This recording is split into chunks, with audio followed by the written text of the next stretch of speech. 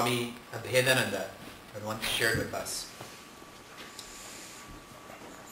that the greatest fortune is to have daily satsang. And why I'm sharing this is that we have this opportunity right now to have daily satsang. So our lives are that much richer for that. Yesterday we focused on the significance of marriage, a great way to celebrate Valentine's Day. And today our focus will be on why what? Discipline. And we offer our gratitude to Nirmalaji and Rajuji for hosting tonight's satsang and for allowing their home to be our Yagnashata. After Arjuna's Gandiva slips from his hand, and he tells Lord Krishna, not only will I not fight, I will not speak. He doesn't speak for 45 shlokas. And then in shloka 54, he asks Lord Krishna 4 questions. I mentioned this to you yesterday. How does the master think, speak, sit, walk? Lord Krishna has fascinated him with what happens to that person who integrates their body, mind, and intellect. So Lord Krishna spends 18 shlokas describing, answering Lord Arjuna's question, describing the sthita prajna. The person whose wisdom is sthita, is firm, stable. See, right now, we're all sthita prajna as well. But as soon as dinner starts, asthita prajna. That wisdom is not wisdom because it's shaken. When the world pushes, we sway. When the world pushes a master, they stand straight. Achala and nischala. Nischala means firm on the top. Achala means firm on the bottom. Through and through, they are firm. This is the beauty of our scriptures and Sanskrit. Because if I just say nischala, firm on the top, but on the bottom I can have a strong upper body but a weak lower body. Achala, strong base, but I can be like a tree and my branches can move. But both. And as this is being shared, Lord Krishna says, the sthita prajna is like a certain animal. Now here's a quiz for you. What animal does he compare the sthita prajna to? Tortoise. A tortoise. Yes, so, but for Americans, a turtle. When I speak in America, then people say, you have an accent, right? All of you are thinking, yeah, you have an accent. So I have to remind you that I speak English, you speak American. So a turtle. Why is that master compared to a turtle? The symbolism behind this is that a turtle can withdraw all of its limbs into its shell. And a master can do the same. But a master can't physically withdraw the limbs. I can't put my arm into my chest. I can't put my head into my trunk. It's not possible. And that's why I use the word symbolizes. Whenever we study the scriptures, there's always 2 ways to study. Padartha means the literal meaning. Lakshartha means the implied meaning. That's the word Lakshmi, comes from Laksh, which means Lakshana, to indicate. Lakshmi Mata, unlike what we think she indicates, what do we think Lakshmi Mata indicates? Money. We have the elephants throwing gold coins at her and she has her blessings up and so on. And I shared this because it's a very limited symbol that we've invoked. And I'll tell you how. Listen, NPR again. NPR is one of my gurus, as you can tell. So they were saying that it was last year or the year before, they had that huge lottery in the States, the biggest ever. And they were doing a study that when you win the lottery, what should you do? The 2 things you should do if you win a lottery. Have any of you won a big lottery before? Okay. If you do, here's advice. Like the John Tesh radio station. This is intelligence for your living. Number 1, avoid your family. This is what they said, okay? Number 2, hire a lawyer. The dangers that come with this. And in Ontario, our lottery system is called Lotto 649. And they did a study of people who won the lottery after a year, and they were financially worse off than when they won the lottery. Lakshmi Mata blesses us with the inner wealth. The Shat Sampati that was mentioned yesterday. Calmness of mind, control of the senses, doing one's duty, endurance, faith, absorption. Because only when I have inner strength can I harness outer strength. If I'm just all brawn but no brain, you can beat me up instantly. So Lakshmi Mata blesses us with that inner wealth. So that Lakshana, what is she indicating us to? Be strong inside. A turtle, when it is scared, when there is fear, it will withdraw its limbs. Correct? Our ashram in St. Augustine, it's called Chinmaya Govardhan. Arpitaji is there.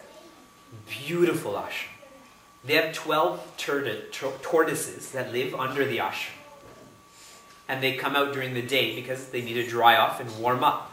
These are big turtles, like a little kid. So when I was there recently, then I was quietly trying to follow a tortoise, and as soon as it heard me too much, gone then. So it didn't do it out of strength, it did it out of fear. Clear? The master can withdraw their limbs, not out of fear, but because of fearlessness. That is the difference. The tortoise out of fear, the master because they are fearless. We should be clear about that. Every example cannot translate perfectly. We have to fill in the gaps whenever examples are used. This master is disciplined with how they use the senses. That's what it means to withdraw the senses. When they eat, they can tell their tongue to stop eating. When you and I eat, when we go to Jenny's ice cream and we have the small size, what is our mind on? I should have got the bigger size. Exactly. I don't even know why they have sizes like I gotta have it at Cold Stone Creamery. How is it even possible that they allow that to happen? But people order that. When you and I have experiences, none of them are complete. And I'll tell you how. Using food as an example again. When I eat something, even before I have, say, a piece of cheesecake, even before I take my first bite, I'm already comparing it to, oh, but the last cheesecake, I wonder if it's going to taste like that. And as soon as I have my first bite, I start eating it faster so you can't have the next one. Right? Or when am I going to get this again? See the indiscipline? Why? Or let me rewind. How are you and I indisciplined? How are you and I like the turtle and not the master? And a couple of examples of that. I mentioned food. And I'm trying to bring this into our day-to-day affairs. 1/3 of American kids, meaning most of the age group here, are obese. That's not overweight, a little bit unhealthy. That's end of the spectrum. That's the disease. Recently there was precedents. My wife is an attorney in New York State, where parents were charged because their 13-year-old, I think, was 452 pounds. 13 years old. That's 3 of us at 13 years old. So they were charged for negligence in raising a child. In India, we just had a pediatrician who studies Gita with us. In India, it's now at 30% in the cities. You know, we think of India, you know, nation of health or malnutrition, really. What's sad about that?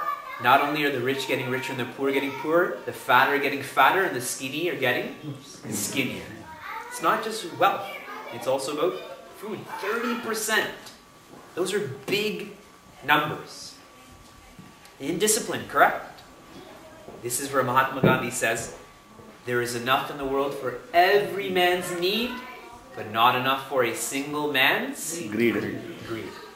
You know, they dump a lot of the corn and soybean that is produced to bring those market rates up. There is enough to feed the people in the world.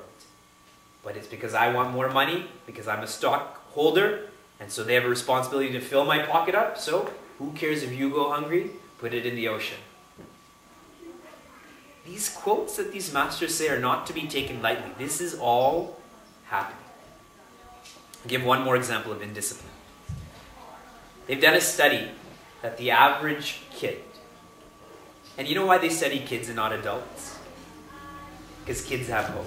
Yeah. Just teasing. Just teasing. I'm teasing, but I'm not. They spend 10,000 hours playing video games and computer games combined. 10,000 hours.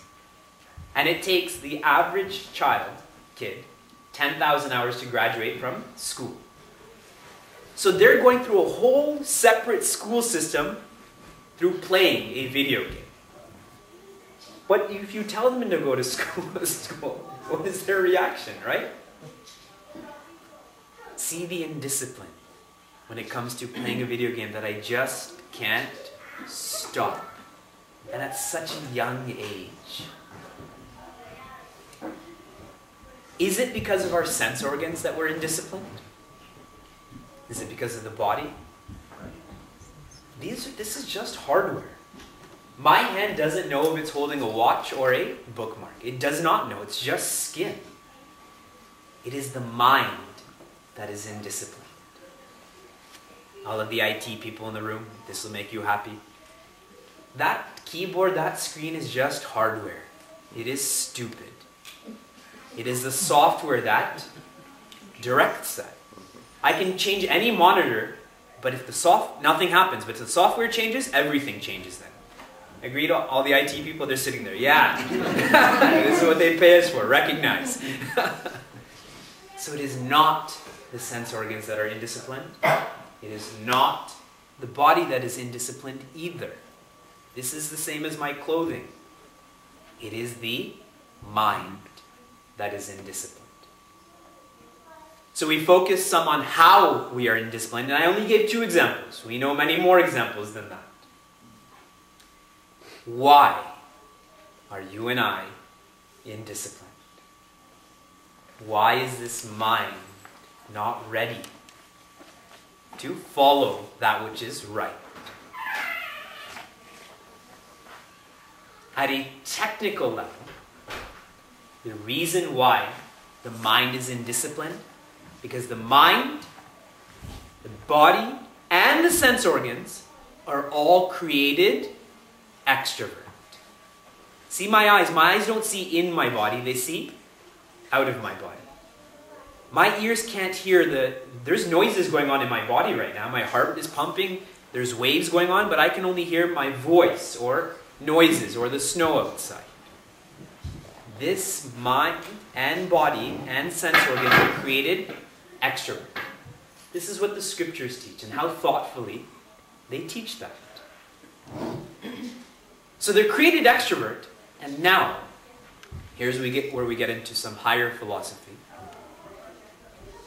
Because I believe I am incomplete, my mind goes on and on and on, trying to complete myself through the A's, B's, and C's.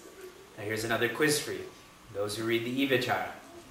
What do the A's, B's, and C's represent? So what I'm learning is I should stop writing the Acharyas, correct? Because I spent a lot of hours writing the Acharyas. Articles, beings, circumstances.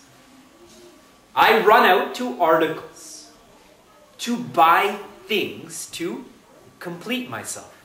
Don't I?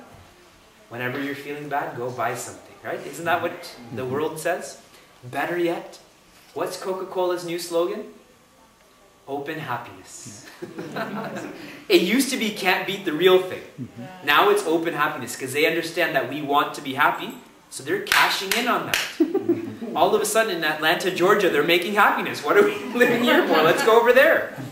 And Pepsi copy. Their slogan is joy it forward. See, get joy, share joy. Articles, beings. And this is very Indian in theory. We like math, correct? Even if we say we don't like math, we're still better at math than the next person. So 2 negatives in math make a positive. So now I'm 25 years old. I finished school and I've got a job and I'm unhappy. And now I found a girl who's 25 years old and finished school and is unhappy. So 2 negative, when we're both together, we're going to be happy then, right? But we become more unhappy. But I think that being is going to make me happy. And circumstances, it's snowing outside. Escape. Go to Jamaica. Go to the Bahamas, right? That's where you'll be happy. Everyone there is smiling. So, we believe we're incomplete. And so these equipments, because I feel I'm incomplete, I use these equipments to try to complete myself. And we go on and on and on doing this. And specifically, NPR again is shared, you should never go grocery shopping when you're hungry. And if you don't believe me, try. Sheila and I once went grocery shopping when we were hungry and we just bought junk food. A whole lot of junk food. And we were saying, we shouldn't do this, but like Duryodhana, who knows what is right but still can't act. You should also not go shopping when you're unhappy. Because again, I project this will complete me, that this will make me happy. But our masters, who are much, much, much more than we can even grasp. See, Puja Swami Tejamananda has made this simple statement. He says, when the heart is full, what is also full? The stomach. Those people who are happy don't eat as much. Go to Ohio State and see during exam periods what people do while they study. Eat and eat and eat. Because they are unhappy studying or they want to distract themselves so I don't have to pay attention. This happens. Because I don't want people to think, okay, he's coming here talking about theory. This is not theory. This is study after study after study is showing these to be true. Whenever we are happy, not only do we not need as much food, we don't need as much comfort, we don't need as much sleep, we don't need as much anything. That's right. Puja Swami Chinmaya, year after year, only slept 3 hours. He would sleep at 12 and get up at 3, not for 1 day or 2 days. Many of us can do that. Year after year after year. I know some of our Swamis that watched him do this week after week, month after month, because they served him. Why? Is his brain different than ours? In Auschwitz-Birkenau, it's the largest Nazi camp that ever existed. When I visited there, they showed me this one prison cell. It's 4 feet by 4 feet. So literally like this chair that I'm sitting in. And they make the prisoners work all day and then put them in there. And you can't sleep standing. So over time, these people lose their mind. They become so mentally ill that they die. But again, our masters show that they can be just as efficient, if not more efficient, than the next person with such little input. Swami Vivekananda and our Balavihar camp, we're going to be studying Swami Vivekananda. We're going to study Swami Chinmayananda. When did he leave this physical body? How old was he approximately? 32. 39. 39. He was almost 39. So Adi Shankaracharya was 32. As his time was coming to an end, and naturally he knew that, he said, I've done as much work as the next person would do in how many years? 1,500 years. That's how much he did in 39 years. And he hadn't completed 39. in 1,500 years. See, now when we fly east to west, you get on a straight flight from Newark to Mumbai. You buy your ticket online, you check in online. He rode in a boat. Who in America is going to respect him? See the hardship that one endured? You all had it much harder than me. He had it much harder than you. So when the heart is full, the stomach is full. And this is why the word sannyasi is often used to show someone whose heart is full. A sannyasi means a renunciate. Now when I say renunciate, what thoughts come to your mind? Give up. Give up what? Comfort, attachment, material, family, attachment, desires, attachment. Puja Swami Tejamananda was sharing with us. He was on a train and he was sitting here and there was a mother and a son that sat across from him. And that son was misbehaving. So the mother says to the son, "If you don't start behaving, I'm going to send you with him." Like he's a boogeyman all of a sudden, you know? See, isn't that what we think about a sannyasi? And I'll give you one more example that just happened 2 weeks ago. I was telling Vivekji. I stayed at a family's home and I came late, so I couldn't talk to everyone. I went to sleep, and the next morning I had breakfast with the parents, and they have 2 boys. And the first thing the boys told their mother was, "He has cool shoes." Because they have this idea, I must walk bare feet everywhere I go, you know? Sannyasi does mean renunciate, but what they've renounced is that incompleteness. In other words, the ego. And if that incompleteness is renounced, that makes them automatically complete. Which is why we also call them Swami. Swami, we learned from Ramayana and Mahabharata, means Lord or Master. Some wives call their husbands Swami. Husbands should call their wives Swamini too, right? You should make that a rule in your house. Swami means master. What have they mastered? Their sense organs. And the only reason they've mastered their sense organs is because they are complete. See the logic of it all. Because they're happy, they don't need to eat as much, speak as much, hear as much. That's why they're called Swami. Now there are genuine sannyasis and genuine swamis, and there are not genuine sannyasis and genuine swamis. Like everything in life. There are genuine husbands and there are ingenuine husbands. There are genuine wives and ingenuine wives, etc., etc. So we have to learn to filter those who are genuine and those who are not. But I'm sharing what a genuine sannyasi is and what a genuine swami is. Which person has ever become complete through indiscipline? Which person? By eating too much, they become complete. By seeing too much, by hearing too much, they become complete. Which person? There's no one. This is why Puja Swami Chinmaya says, he says, if money doesn't give happiness, give it back. Because I think, oh, but the next dollar will make me happy. The next dollar. No. It'll be the next $10 that make me happy. But they've done studies on this too. For the single person, the average single person needs approximately $50,000. And after that, every dollar they make does not add even one fraction more to their happiness. Does not. And for the family, I think it's 75,000, or if you have 4 kids, it becomes 90-something thousand. I don't know. I don't know the exact numbers. But the point is, it does not add more happiness.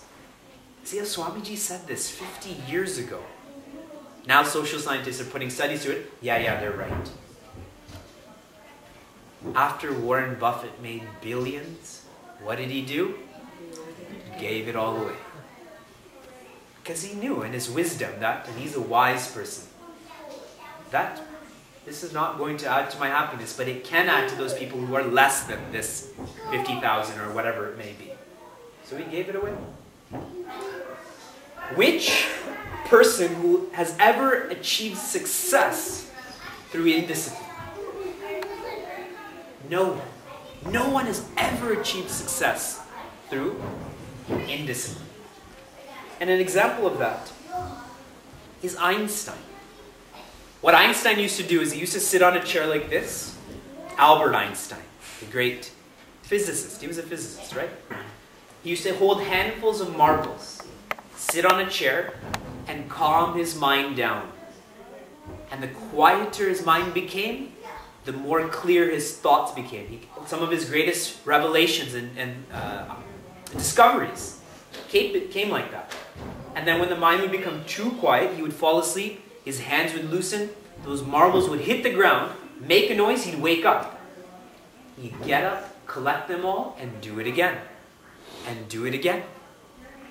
See how these achievers live such lives of discipline. Michael Phelps. He eats how many calories a day? We're all calorie counting. 10,000 calories a day. If we ate 10,000 calories a day, half of the room wouldn't be here right now. But see, he exercises those 10,000 calories a day too. That's why I saw a picture on Facebook, and he was wearing all of his medals. Most gold, some others. And then underneath it showed 3 pictures of Indians at weddings, and it said, "We have more gold."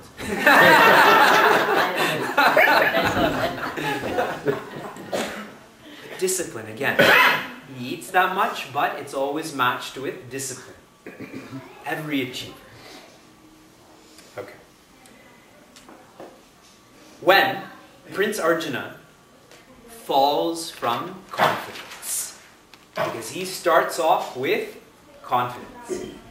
He picks up his bow just to talk to Lord Krishna.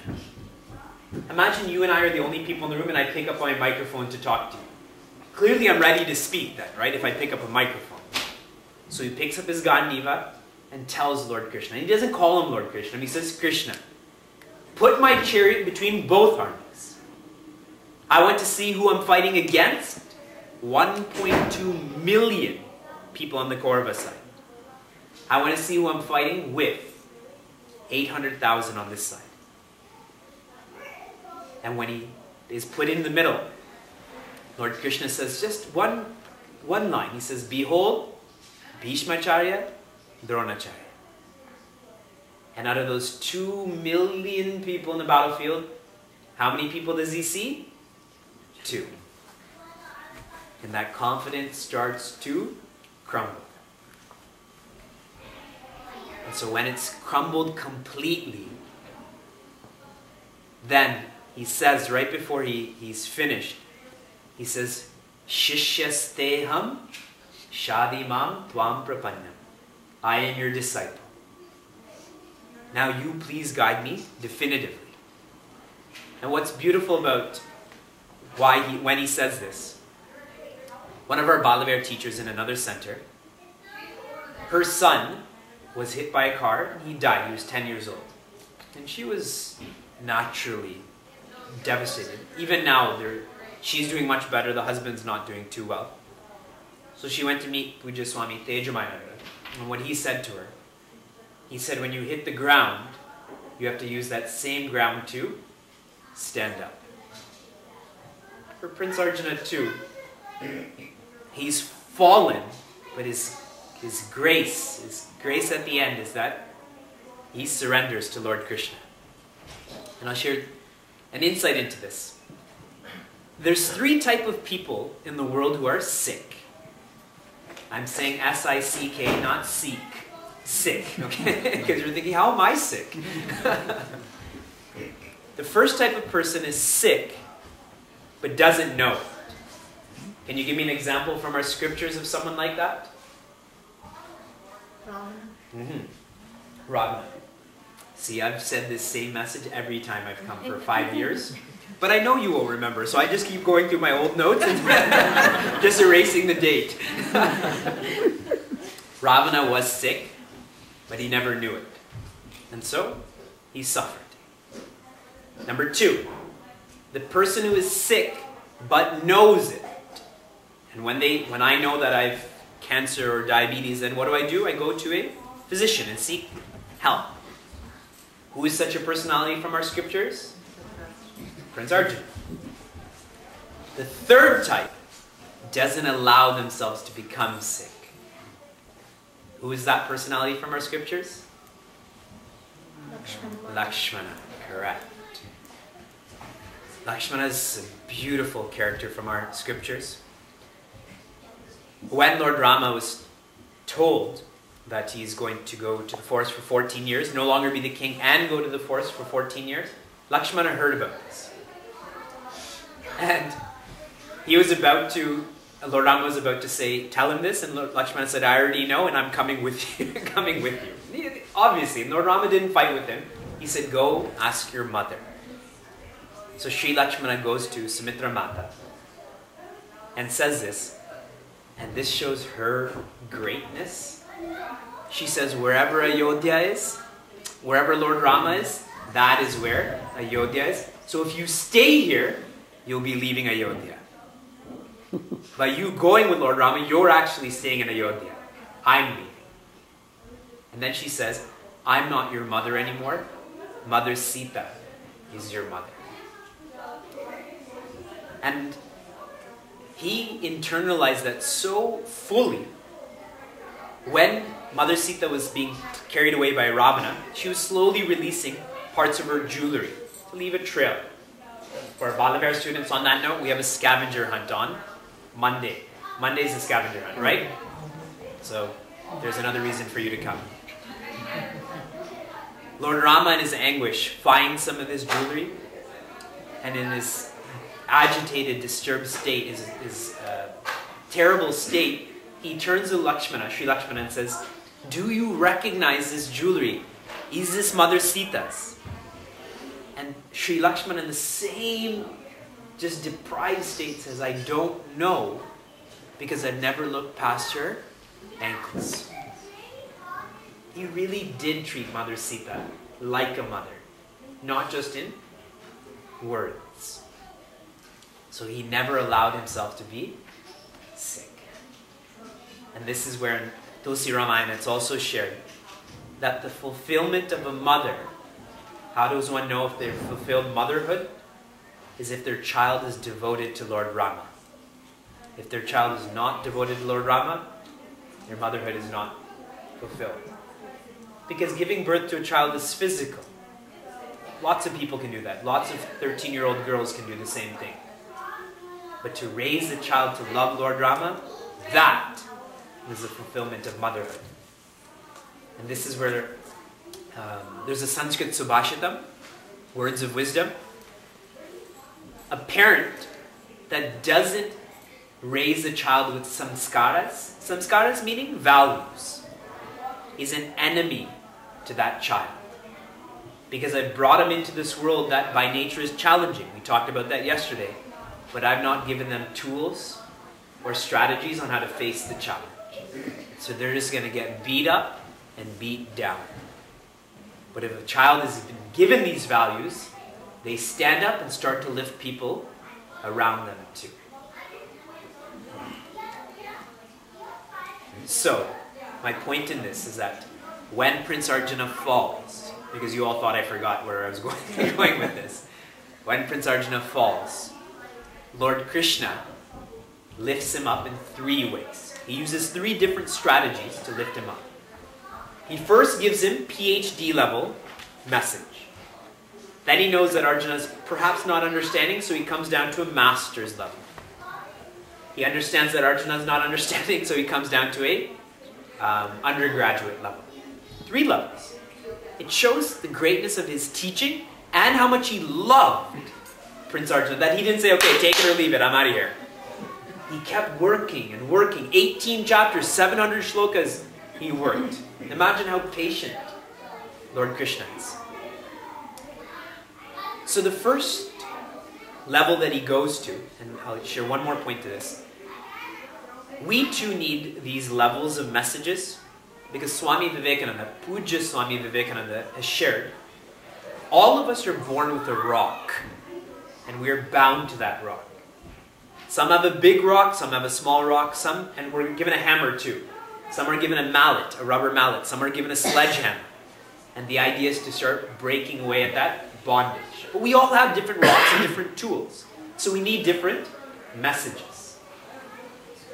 So the first message Lord Krishna gives to Prince Arjuna, he starts with knowledge. Prince Arjuna, you are indestructible. So you cannot kill and you cannot be killed. So he starts here. Now related to you and I, we take knowledge, but now how does it relate to why discipline? What are we to do to invoke discipline using this same strategy? With knowledge, self-knowledge, I have to begin to believe that I am infinite, that I am complete.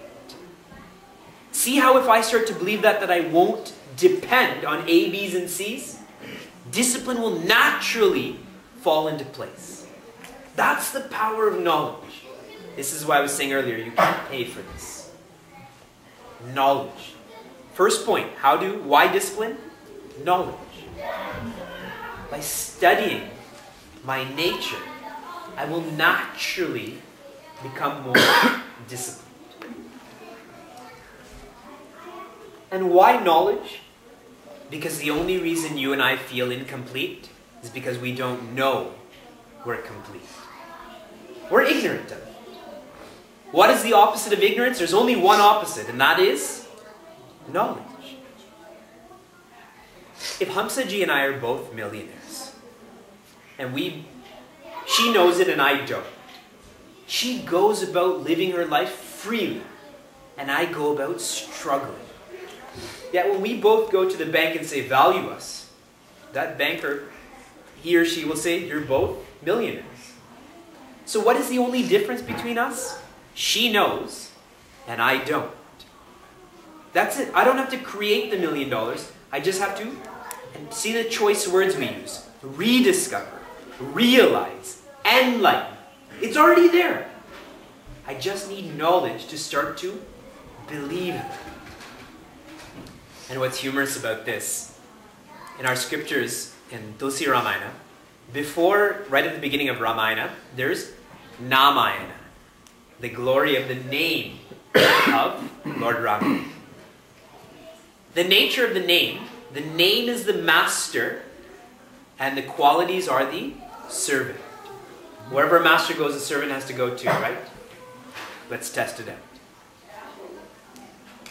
Amitabh Bachchan. What are you thinking about right now? Movies, his son, his daughter-in-law, he's in Sholay, right? Mm-hmm. Namakalal, etc., etc. Tall. I say Thanksgiving weekend.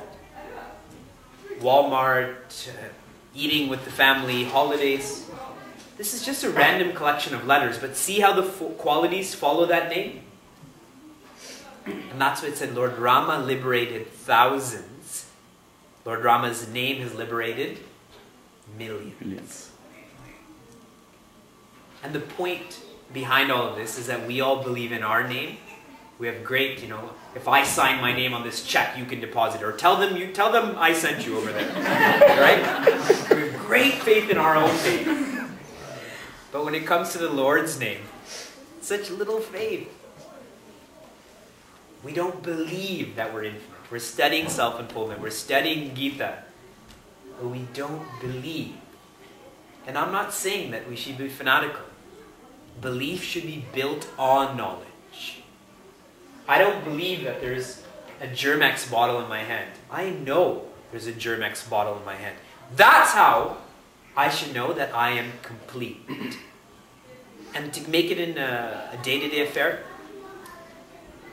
I don't think you wake up in the morning and look in the mirror and say, I'm a female. Just to remind yourself. I don't wake up and say, hey, you're Vivek, you know that, right? I know I'm a Vivek. I know I'm Vivek. I don't believe or have faith in that. I know that. That's how much we have to know our true nature is Sat, existence, Chit, awareness, Ananda, Ananta, infinite, knowledge. And this knowledge can purify even the worst sinner. Even that person who believes full out that they're the body today, they too can be purified by this knowledge. There was a bidiwala. His name is Nisargadatta Maharaj. He lived in Mumbai. His pawn shop, pawn shop is underneath, and he used to live on top. Householder. His guru came and said, "You are not your body, you are Brahman."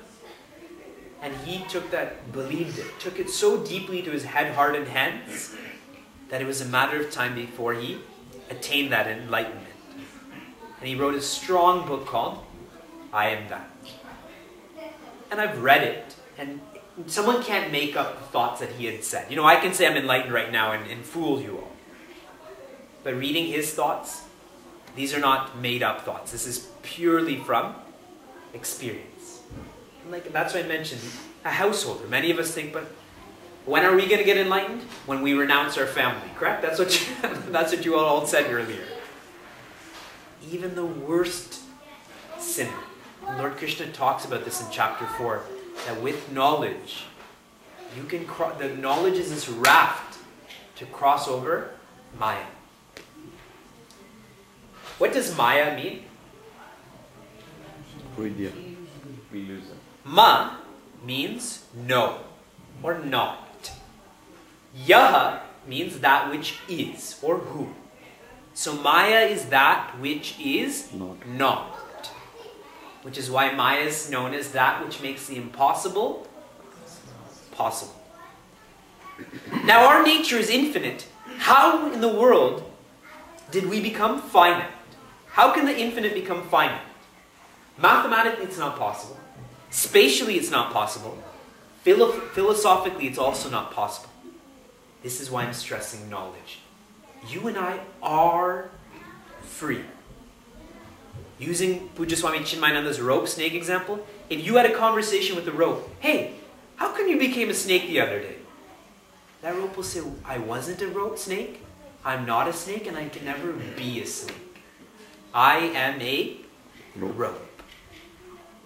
This is what we need to tune into. So even the worst sinner, I want to highlight that. Ramakrishna Paramahansa says, we all have this belief that if we go to the Ganga, that we'll be purified of our sins, correct? Just one sip and I'm free. That's why people go and collect gallons and gallons of Ganga water, right? But he also says, before you take, the Ganga does purify all your sins, but before your first toe hits the Ganga, the ego jumps off and waits at the closest tree. And you go in and all of the sins are purified. And as soon as my first toe hits the ground, what happens? The sinner jumps back on. But now the sinner is relieved of that load, so it commits more sins then. Do you know what Fat Tuesday is? See, Fat Tuesday we only associate with Mardi Gras. It's the last day of Mardi Gras. Gras means enjoy. Mardi means live it up. Mardi Gras. Mardi Gras is also the first day before Lent begins. So indulge as much as you can before you practice discipline. And then when the discipline is done, indulge again. See how the indiscipline pervades every facet of the way we live. But knowledge purifies the sinner as well. It takes out the ego. How to invoke discipline through knowledge? I'm going to give you a very simple way to practice this. All of us drive a lot, whether it's to Cincinnati or even the traffic of Columbus. Buy some or download some discourses. It can be, there are many great acharyas from Chinmaya mission, there are many great acharyas within Ramakrishna mission, whatever suits you, you're attracted to. Buy them, download them, listen to them. No need to listen to Doom 3 or 2 or whatever number has come out. No need to listen to the war that is happening in every city. Right? If you want, in the morning for 15 minutes, do catch up on the world news and let go at that point. Now shift to these discourses. And whenever you go to a camp or retreat or a center where they have that, make it a point to buy one. It's a library. It's a legacy one leaves for the coming generations. One of my very good friends, he recently became a dermatologist. And dermatology is a very competitive field in Ontario. There's only 6 seats for dermatology. When he was accepted into the program, not graduated, his father asked me to order Puja Guru Swami Chinmayananda's DVDs on Bhagavad Gita. And I said, why, uncle? And he said, because my son will be a dermatologist. He can buy whatever he wants, but he may not buy this. And I know this gift will keep on giving, unlike anything else he buys. That is an intelligent and visionary father to think like that for his son. My point is, and I'm sure we have many audio CDs and lectures, MP3s at Arjuna, buy them, listen to them. Even these are being recorded. I'm the least knowledgeable speaker that comes to Arjuna, but if this is what you want to listen to, then listen to it. Some people are recording it now. They owe me some money afterwards. He's a treasurer, I should say, especially. Okay? That's how to invoke knowledge, to invoke discipline. After that, Lord Krishna, because this is PhD, he comes down to the masters and he tells Arjuna, Arjuna, pay attention to your own life. That those who are born will die. And those who die will be born again. Arjuna, you studied in the Gurukul. Don't you see everything is changing? So for us too, the second point on how to invoke discipline, experience. Experience. And what I mean by this, to be who we want to be in life, ordinary is not enough. Is not enough. If I want to be an extraordinary parent, I have to put in extraordinary efforts. If I want an extraordinary child, that means I have to be an extraordinary parent, which means I have to put in extraordinary efforts. If I want to be an extraordinary contributor to the community or to my corporation, I have to be an extraordinary thinker, an extraordinary communicator. Rare is the person who is born with that. And if they're born with it, it's because they practiced it in their last lifetime. It requires training. I told you my mother-in-law is a forensic psychiatrist. She has to get engaging CPD credits, continuing professional development. Physicians need to do that. Real estate agents need to do that. Lawyers need to do that. Accountants need to do that. It requires that extraordinary effort to be extraordinary. And at a spiritual level, a lot of people say, I'm good. I do good things. That's good enough. Then you will get good happiness if that's what you want. But if you want extraordinary happiness, you need to be an extraordinary person doing extraordinary things. Good is not going to get one to enlightenment.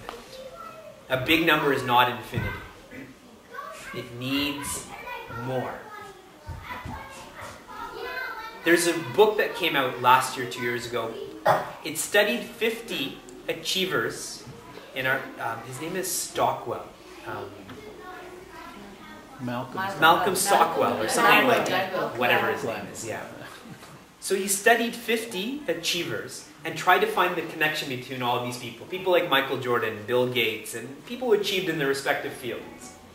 And a common factor he saw amongst all of these people is 10,000 hours. They put in 10,000 hours of practice into their respective field to be who they are. Michael Jordan broke every record. He showed people things that people thought were impossible. I'll give you a solid example of that. Richard Banter. Is that the person, the American who ran the 4-minute mile? Bannister. Someone Bannister. Yeah, that is Richard Bannister? British. No, he was American, wasn't he? British. Okay. Roger Bannister. Roger Bannister, okay. He ran the first 4-minute mile. Until then, nobody had done it. After he did that, Within a few weeks, many people did that. See what our greatest limitation is? Here, the indiscipline here. I can't do it, I can't do it, I can do it. He did it, now I can do it. These are, again, real life examples. I'm going to stop saying that. I hope everyone's tuning into that. So, 10,000 hours made them an expert in whatever they did. That's why kids are expert video game players. Because they spend 10,000 hours doing that. And when I was preparing for this satsang, I was thinking about us at Sandeepani too. We are not master. I am not a master in any way. But I was calculating 720 days at 15 hours a day of studying is 10,800 hours. Gurudev knew this many, many, many years ago. Sandeepani is now 50 years old.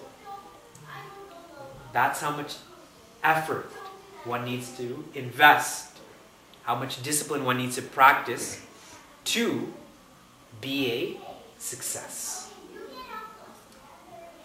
Bill Gates, and this is written in the book, he grew up in a small city in Washington. They only had one computer in the whole city. So that people would sign up their name when they could use this computer. And the slots available were at 3 a.m. and 4 a.m. He was in high school. How many of you are in high school right now? Show me your hands. In high school? One person. He used to get up and go to that computer lab and just mess around on the computer and go to high school from there. Our high school students go to sleep at 3 a.m. And he's changed the world. Whether one likes him or not is not irrelevant. He's changed the world with making PCs actually PCs. And from that, so many other developments have come. I heard a funny incident that one of our acharyas went to someone's house and they had a young adult there. And it got to chatting, that young adult had said, I wake up as soon as the sun comes to my window. And this acharya was, wow, I'm very pleased by that. And this young adult then follows up saying, on the west side.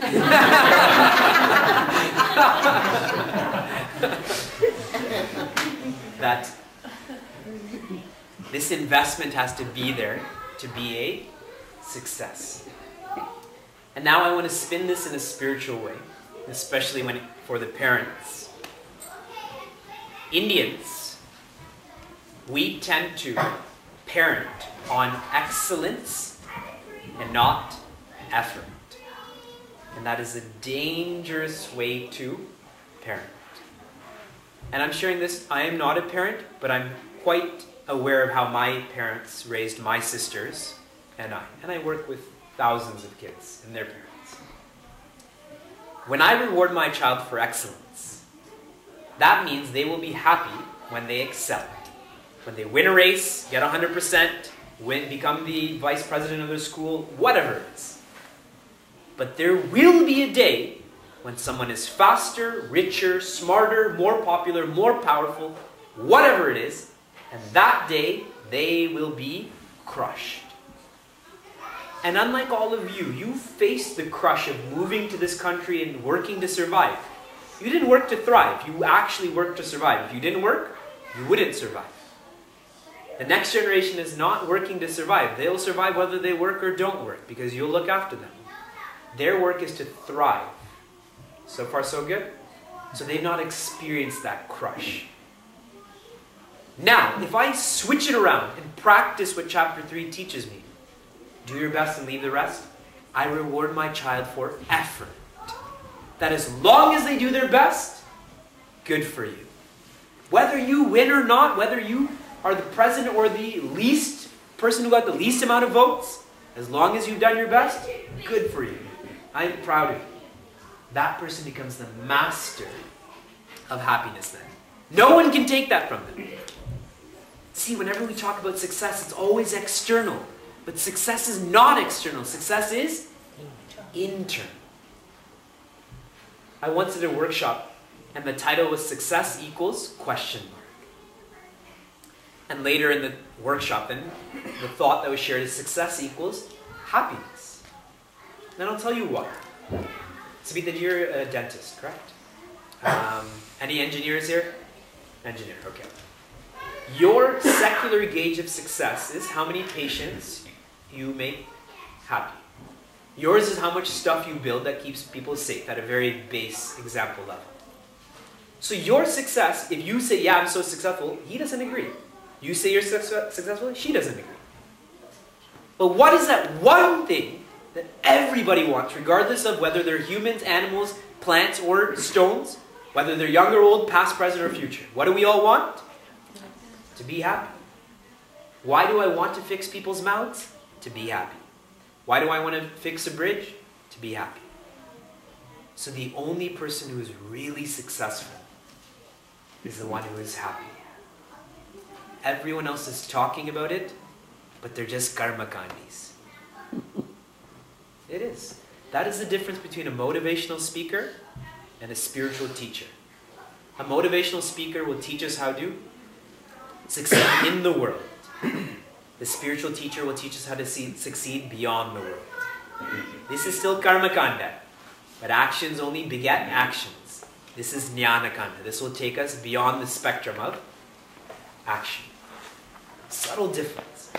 Psychiatry will tell me to fix my mind. Vedanta will say you're not your mind. They're very similar for many, many, many lengths, but then spirituality keeps going to the infinite. So what I'm sharing here is experience. The point on experience is understand what success is. Then I will pay attention to my own life and realize that I need to be disciplined just to be successful. How to invoke this? Revolve around satsang. That is how to invoke this experience point on discipline. Revolve around satsang. If I want to be a better hockey player, I should start spending time with people who are good at hockey.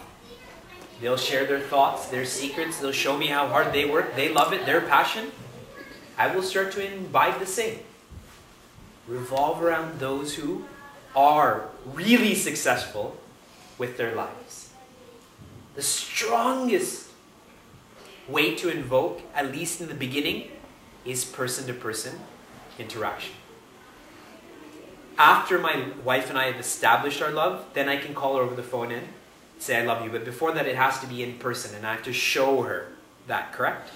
That face-to-face interaction. After that, it can evolve to more subtler methods.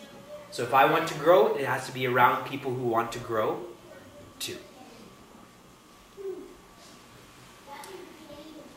And this leads us to the third message that Lord Krishna gives Arjuna on how to lift him. I said when Arjuna fell, Lord Krishna went PhD, master's, undergraduate.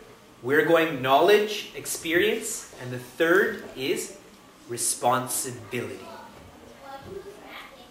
Why to invoke discipline? How to invoke discipline? Responsibilities. A primary expression of our indiscipline is through the sense organs.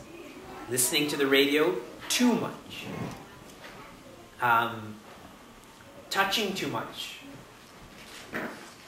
What is the oldest profession in history?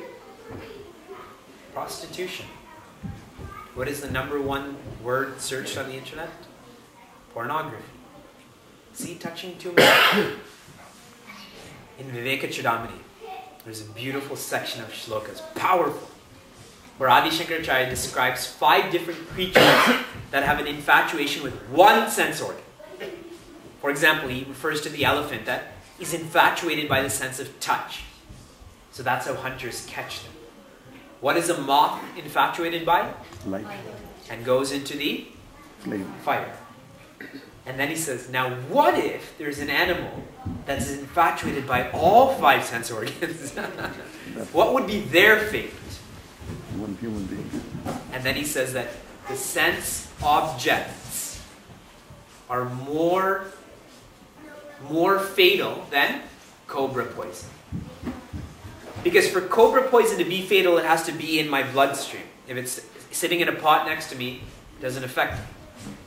But the sense objects, when I say rasagula, where is your mind? When I say Cheesecake Factory, Where is the mind? When I say Nusrat Fateh Ali Khan, where is the mind? Just like that. And the mind is so tricky. If you remember in the Inception, Sato is sitting with Arthur.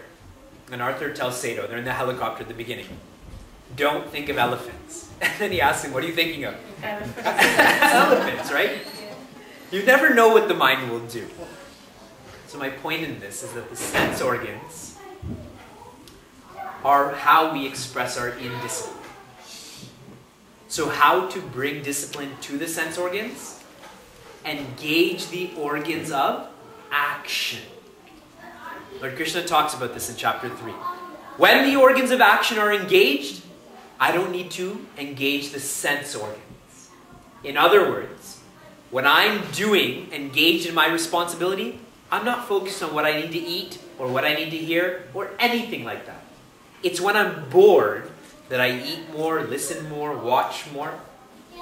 When I'm enjoying what I do, my mind is not on food or comfort or anything of that nature. Engage the sense organs of action, karmendriya. In what? Responsibility. Some call it duty, some call it dharma. The best word I found is responsibility.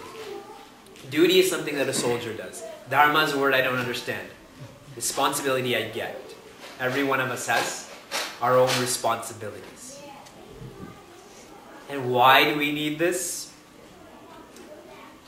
What is the low point of the week for the typical male? Monday morning. And interestingly, what is the low point of the week for a typical female? Tell me, what is your typical low point of the week? And don't say now. Interestingly, the answer is Friday evening. And you see how the conventions have changed. Women are working all week in whatever way, and now they have to tend to whatever's happening at home. Now, what's most fascinating about this study, suppose I start working when I'm 25, and let's just say for big numbers I'm going to work till I'm 75, let's say 50 years. And I get 2 weeks of vacation off, let's say. So there's going to be 50 Monday mornings every year. 50 times 50 is 2,500. 2,500 times I'm going to shed a tear on Monday morning. When I know that this is my responsibility to do this, but I don't engage my organs of action, so my sense organs are thinking, I should just sleep more. I should go out for breakfast or whatever it is. Isn't it true? Like Pavlov's dog. The bell rings, the dog drools. Monday morning comes, I cry. What is the high time period when there's the most heart attacks? Again, all coming from NPR. Mondays. How is this? How are we different than Pavlov's dog? It's because these sense organs are not, the organs of action are not engaged. We say that an idle mind is the devil's workshop.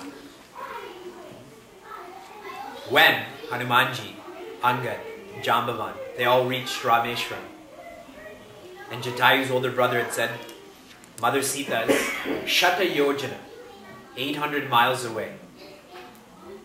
They're all coming up together. How are we going to reach her? Some say I can make it halfway into the ocean. Angad says I can make it there, but I can't feel comfortable making it back. Hanumanji says nothing.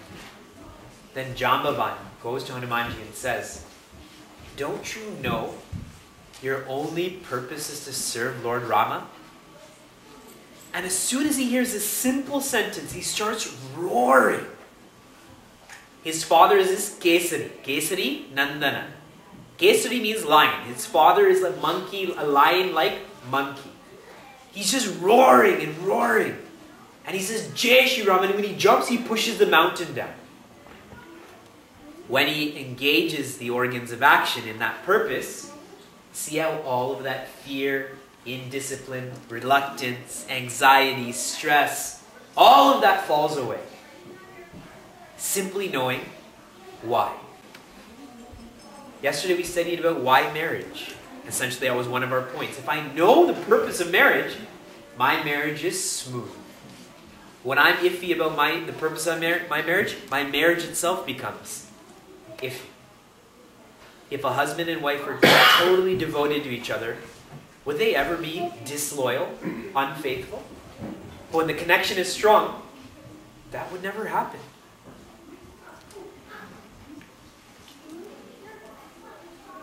Let us not give the mind the option to be sick or tired. And now, Swami Sripananda shares, whenever we have a problem, first we resort to allopathy. When that doesn't work, we go to homeopathy. When that doesn't work, naturopathy. When that doesn't work, Tirupati.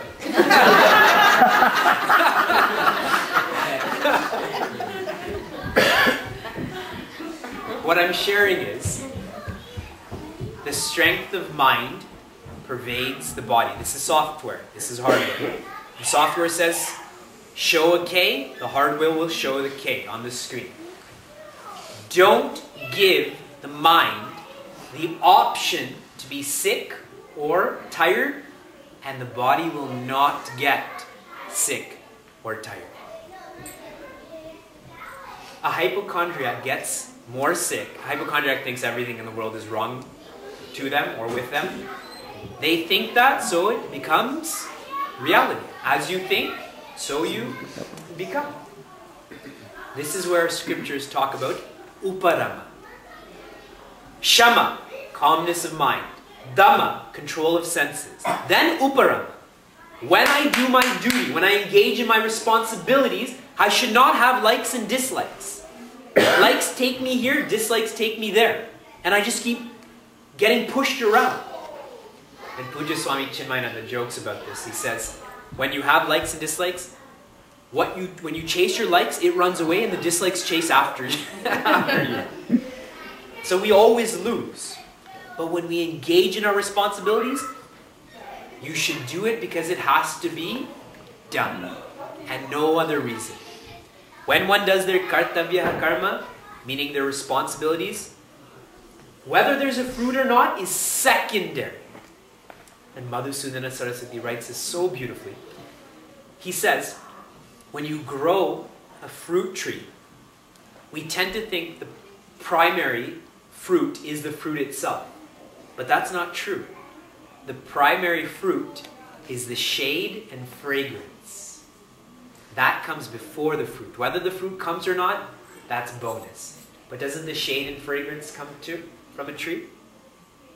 And now bringing this closer for our Balavara students. Whenever we study, we tend to wait for that exam. For my fruit. That's my fruit. But don't I realize when I'm studying, I'm already learning? Whether that exam validates what I've learned or not, I'm learning itself. The fruit is immediate. That's secondary fruit. This is primary fruit. So me engaging in my responsibilities, I learn to let go of likes and dislikes. My whole life becomes more even. Samatvam yoga, uchyate. The highest yoga is even-mindedness. Now, I'll give you, first of all, the application for this, and then I'll give you a riddle to help you remember this. How to invoke discipline through responsibilities? Plan your minutes. Plan your minutes. Minutes. How many minutes do we have every week? How many hours do we have every week? 168. And minutes, 10,080. So you're planning your hours but not your minutes. Otherwise you would have known them. When I plan my minutes, distractions fall away. This is where I have to be. This is what I have to do. So I can actually engage in that. So many of my minutes are burned away because I don't know where I have to be. I don't know what I have to do. So I can't execute them.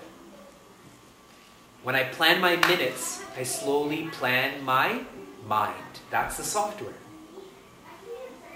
One of the training modules I do for our Sevak's training program is called Minute to Mind Management. When I can manage time, I can manage my mind. It's the same principles. And now for those who are not interested in time, if you can manage your time, you can also manage your money. They're the same principles. And you can manage relationships. All I have to learn to do is plan my minutes. And all of these likes, dislikes, distractions, confusions, inefficiencies will just fall away. Where I have to be, what I have to do, execute them.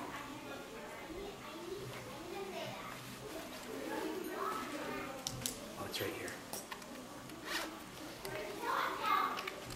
This is called Brain 2. Brain 1's in here. I was born with it. Brain 2 my father gave to me. It's a simple sheet of paper, and on this I planned 2 weeks because I like to save paper and I'm cheap. So I write where I have to be, where I have to be and at what time, and what I have to do. When Brain 2 places this, Brain 1 executes them. And when one plans, then I have to be here. There's no point in complaining. I have to do this. Right? How much of our complaint goes towards the weather, for example? We once did we had a mother and her son was in the same room, and then we were asking, I had asked her what bothers her, and she had said her son causes her stress. So I said, for 1 minute, I want you to sit beside your son and stress out as much as possible towards him. And then I asked her afterwards, does your son feel better? Did it affect him? Did your stress affect him? It doesn't. I complain to the weather, does the temperature change? The weather laughs at us, and actually this changes, and I suffer more then. So plan your minutes. Complaints go away then. And the funny thing about complaints is nobody listens. Even if you complain, nobody listens. Even when you write to corporations, yeah, someone will respond to you. But by the time you forgot that you have a complaint, nobody listens.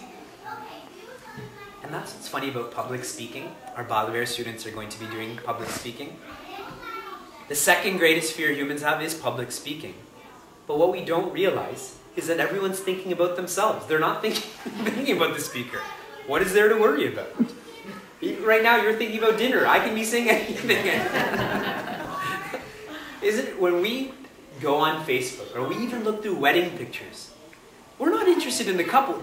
Do I look good in that picture? I'm only looking for myself. And with digital cameras, it's worse. You know? I want to see if you look okay, but I'm looking. I smile. Okay, or delete that. Take another. That's how self-centered we really are. So there's no worry in public speaking. No one is listening. So brief review of what we've explored today.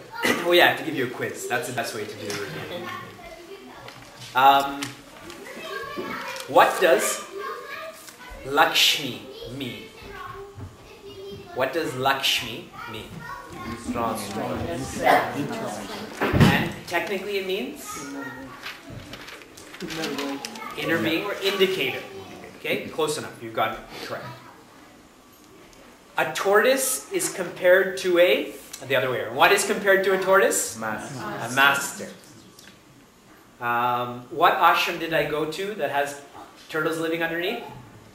Jacksonville. Augusta. Jacksonville. St. Augustine's. Good. What is the primary reason why I am indisciplined? Primary reason why I am indisciplined. Incomplete. Because I'm incomplete, the equipments I believe I am start to go and go and go and go. When shouldn't you, what should you not do when you're hungry?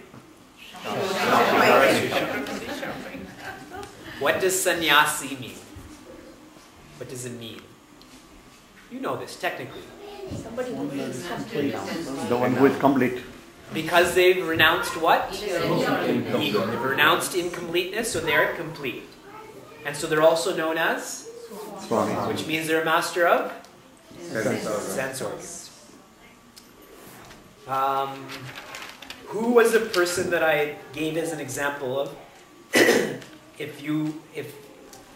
if money doesn't give you happiness, give it back. Who was the person I said? He came up with the quote, but who's the person who did it? Warren Buffett. Good. And has there ever been a person who's achieved success through indiscipline?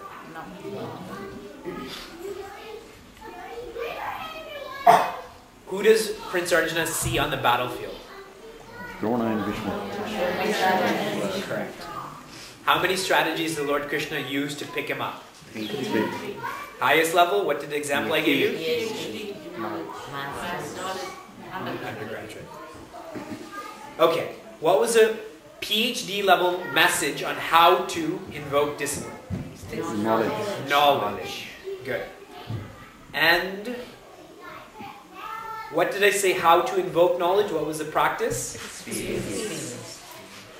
How to invoke knowledge. I gave you a practice. How to do it. Listen to discourses. Tapes? They don't make tape players anymore. Listen to discourses. At a master level, how to invoke discipline? Experience. And I said, what is not enough? Ordinary. Good enough is not enough. Ordinary enough is not enough. And that, what was the critical number to be an expert in a field? 10,000.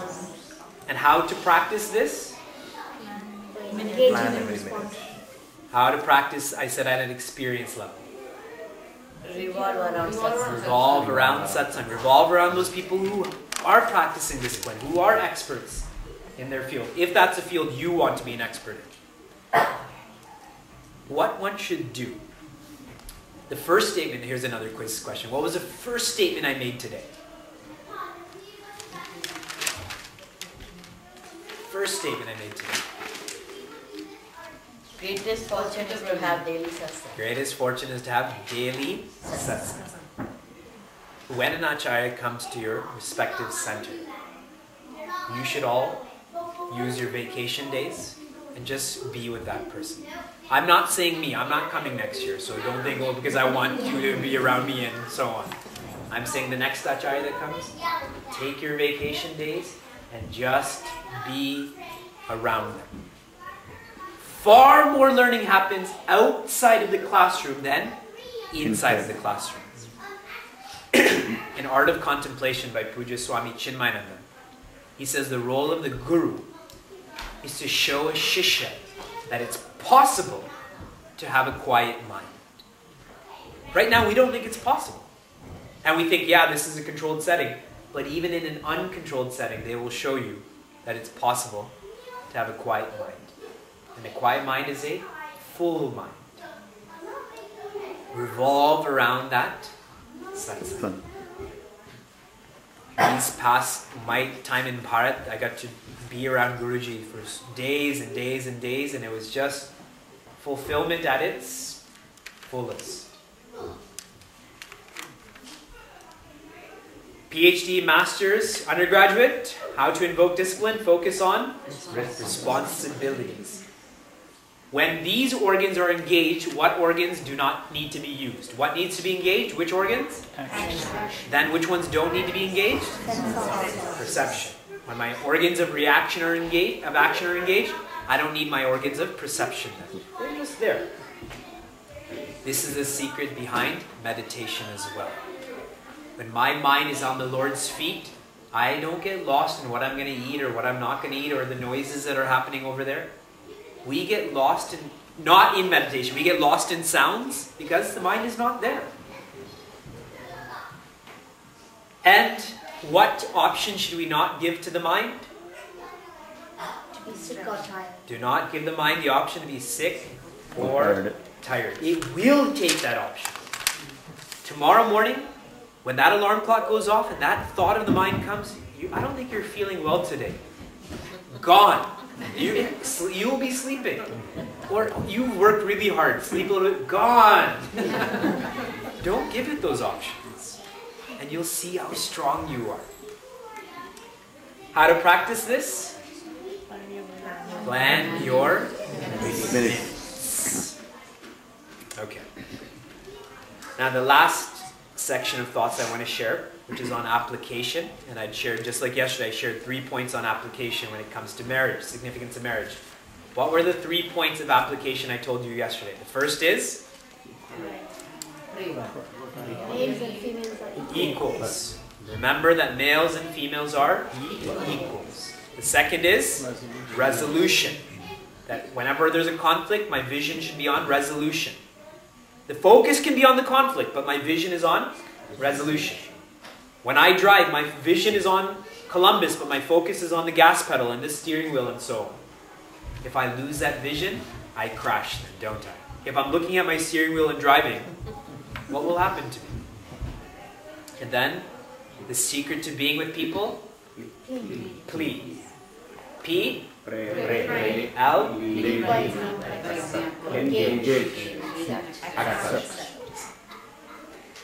Application. And I share the same thought with kids. Okay? These days, kids are not allowed to be kids. They're just too busy. They come with stress. They come with time management challenges. Most of the time, it's their parents that are vicariously living through them. I was never an athlete, you be an athlete. Why? It's good for you. It's really good for me. And then I go to the soccer field and yell at the coach and referee and so on. A child should only be involved in 3 activities. One for their body, one for their mind, one for their intellect. What are those activities? For the body, a sport. Soccer, ballet, whatever it is. Whatever they're inclined towards, put them in a sport. So much is learned in team sports. One learns how to win, one learns how to lose, one learns how to pass. A lot of learning on the field. Sign them up for a sport even if they hate it. When I was 4 years old when my father put me in soccer. And I hated it. And then I loved it. And I love soccer now. And I love my parents for putting me in soccer. For the body. For the mind. The child should do something related to their culture. Whether it's Sanskrit class or Bharatanatyam or tabla, whatever it is. A piano, and it doesn't just have to be Indian. Something for their mind, culture-oriented. And for their intellect, religion, that is Balavihar. This is how to make a well-rounded child.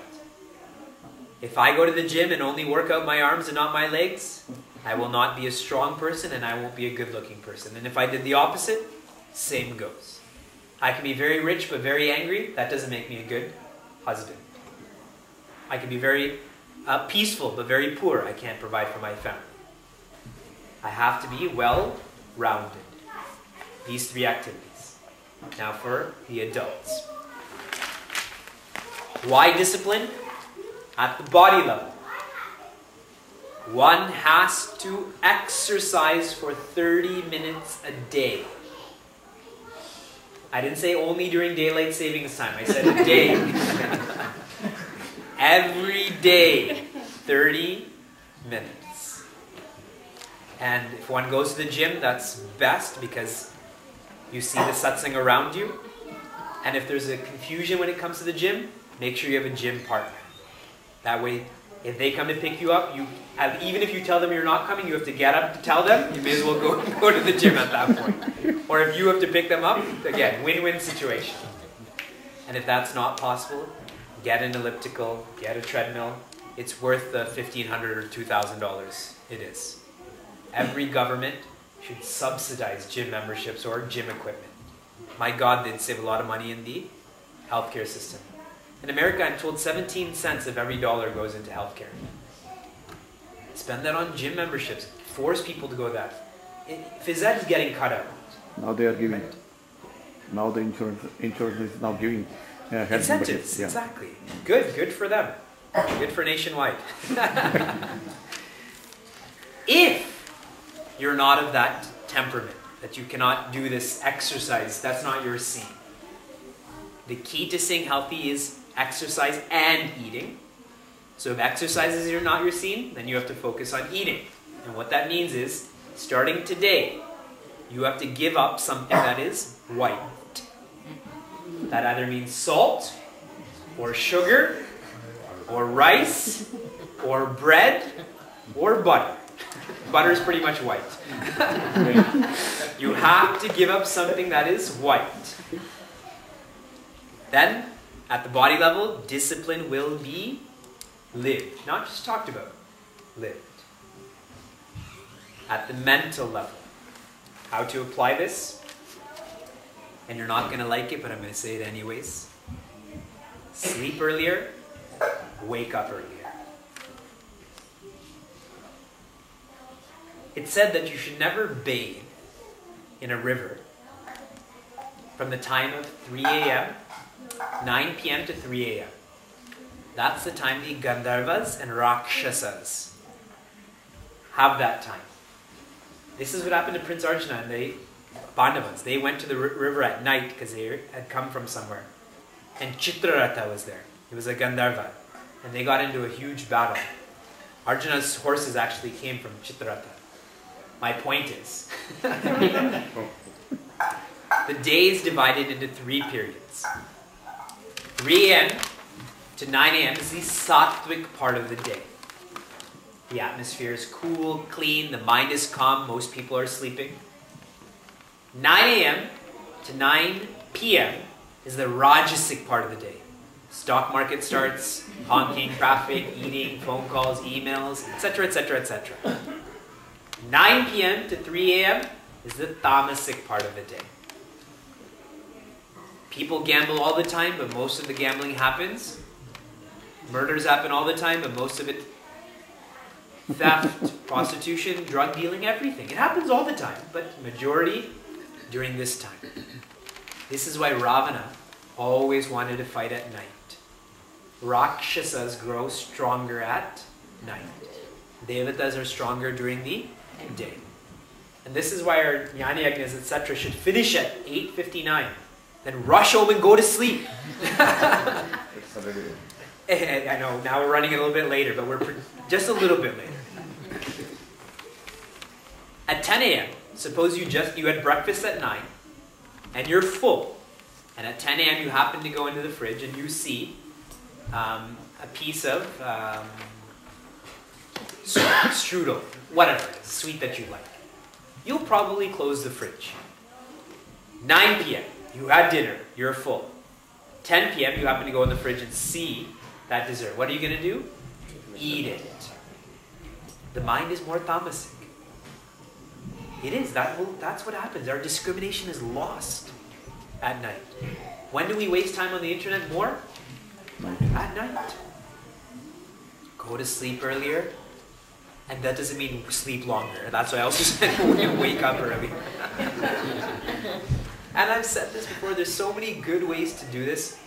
Starting in, let's say Mahashivratri. We'll make it a noble time to start. Even though the best time to start is, I'll give you a Chinese proverb. What is the best time to plant a tree? No. 20 years ago. Next best time? No. Starting tomorrow, go to sleep 5 minutes earlier every month. So if you sleep at 12 and get up at 7, starting tomorrow, you sleep at 11:55 and get up at 6:55. Then 1 full year from now, you'll be spending 1 less hour in tamas and 1 more hour in sattva. See the changes that will happen to the mind. And finally, at the intellectual level, how to invoke discipline, how to practice this, how to apply this. In a secular school, what are the 3 R's? Reading, writing, arithmetic. Reading, writing, and arithmetic. In self-development, it's reading, writing, and reflection. Read a scripture. And when I say scripture, I mean Bhajagovindam, I mean self-fulfillment, I mean I love you letters, I mean Bala Ramayana. If you haven't studied Ramayana, study Bala Ramayana. Good enough. Or Mandukya Upanishad, doesn't matter. Reading. Then writing. Write down what you're thinking. Write down what you like. Write down your questions. Goal setting. When I put it on paper, it becomes real. I say I'll remember, but I won't remember. Write it down. Keep a spiritual journal. Revelations, questions, observations. Then reflection. Close your eyes and stir that sugar. Stir that knowledge. Assimilate, internalize it. Even if you do 5 minutes, 5 minutes, 5 minutes, good enough.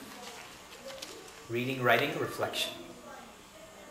See how much more discipline comes into our life. Like taking Metamucil makes my digestion discipline, this is the vitamin for the intellect. This is the way to be truly successful in life. And the only way to know this is to Do it. is to try.